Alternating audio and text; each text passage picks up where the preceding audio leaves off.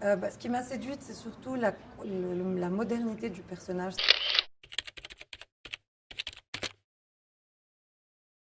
C'est un personnage qui est très moderne, qui représente la femme tunisienne d'aujourd'hui, qui n'est pas forcément la femme tunisienne d'il y a 10 ans ou 15 ans. C'est-à-dire que la femme tunisienne aujourd'hui, c'est des femmes tunisiennes,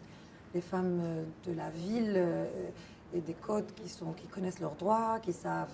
défendent leurs droits, et puis des femmes plus fragiles, plus précaires, dans des situations sociales et économiques plus précaires, ce qui ne les,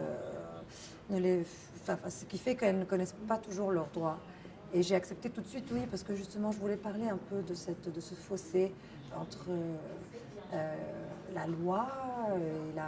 la modernité de la loi en matière de droits personnels et de droits de la femme en Tunisie, et un peu le conservatisme qui revient à grands pas en Tunisie, dans la société tunisienne, et la différence et le deux poids, deux mesures entre la loi et la société.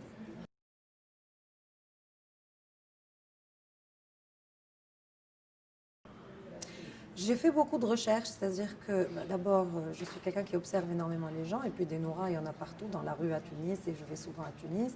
et j'ai de la famille, j'ai des femmes dans ma vie qui ressemblent à Noura, et puis le film est aussi inspiré de faits réels, donc il y a eu des personnages, des personnes dont je me suis inspirée directement, que j'ai vues, que j'ai côtoyées, et puis il y a aussi le côté justement construction d'un personnage sur les bases de choses communes entre moi et Nora. C'est-à-dire qu'elle est maman, je suis maman, donc c'est le noyau dur du personnage, et après on a brodé autour de ça.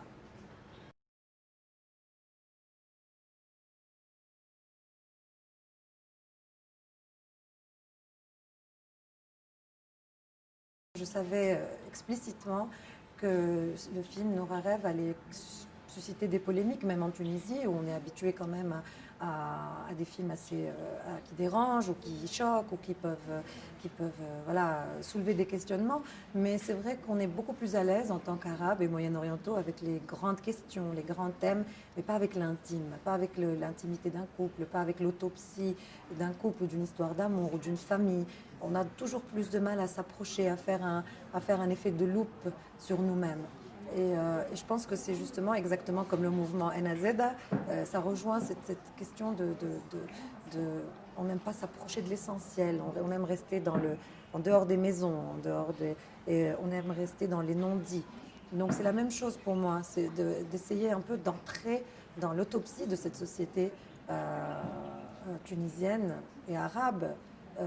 parce que c'est en faisant l'autopsie qu'on peut justement faire un diagnostic, et c'est en faisant le diagnostic qu'on peut commencer à devenir des sociétés plus saines.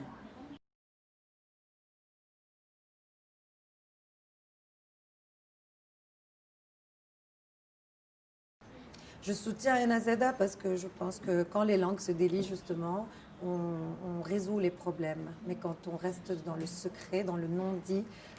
malheureusement, c'est comme si on mettait la poussière sous le tapis. Et pour moi, c'est très important de faire confiance aux victimes et surtout de respecter leurs paroles. Et aujourd'hui, le mouvement Enazeda a tout mon soutien.